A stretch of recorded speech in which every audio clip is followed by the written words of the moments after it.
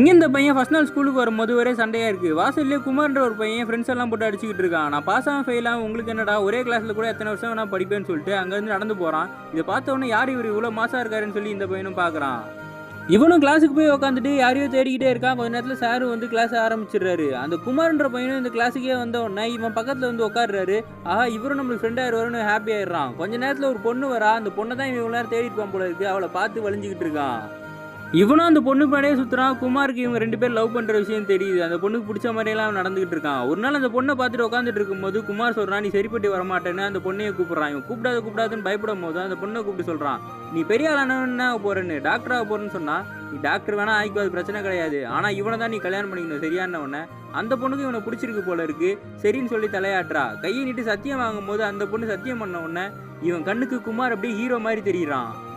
அதுக்கப்புறம் இவங்க 2 பேரும் செம க்ளோஸ் ஃப்ரெண்ட்ஸ் ஆயிடுறானுங்க. ஒரு நாள் இந்த பையன் மரத்தில் ஏறும்போது அவங்க அப்பா பார்த்து அடிச்சிடுறாரு.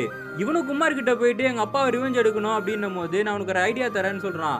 உன் பின்தலையில் 2 கையும் வச்சு கட்டிக்கிட்டே ஒரு 7 நாளைக்கு சுற்று, உங்கள் அப்பாவுக்கு எதாவது ஆயிருந்தவனே. இவனும் அதே மாதிரி பண்ணுறான். கரெக்டாக 7வது நாள் அவங்க அப்பா கை உடஞ்சி போய் வீட்டுக்கு வந்தவொடனே செம்ம சந்தோஷத்தில் குமாருக்கு போய் மிட்டாயெல்லாம் வாங்கி கொடுத்துக்கிட்டு இருக்கான். குமார் சொல்கிறான், எனக்கு வந்து ஐயப்பன்னா ரொம்ப பிடிக்கும், எனக்கு அவர் ஹீரோ மாதிரிடா, நான் அடுத்த வாரம் சபரிமலைக்கு போகிறேன்னு.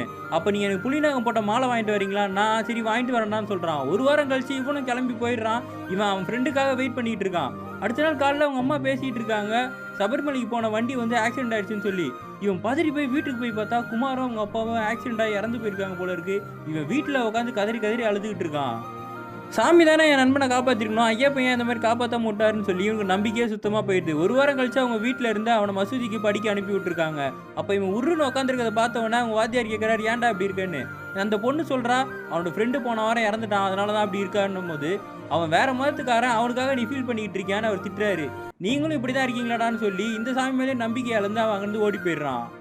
ஆனால் பல வருஷம் கழிச்சு காட்டுறாங்க, சாமி மேலே நம்பிக்கை இல்லைனாலும் அந்த குமார் கொடுத்த சத்தியத்தினால அந்த பொண்ணு இவனும் இன்னமும் லவ் பண்ணி அவனோட ஞாபகத்தில் தான் வாழ்ந்துக்கிட்டு இருக்காங்க.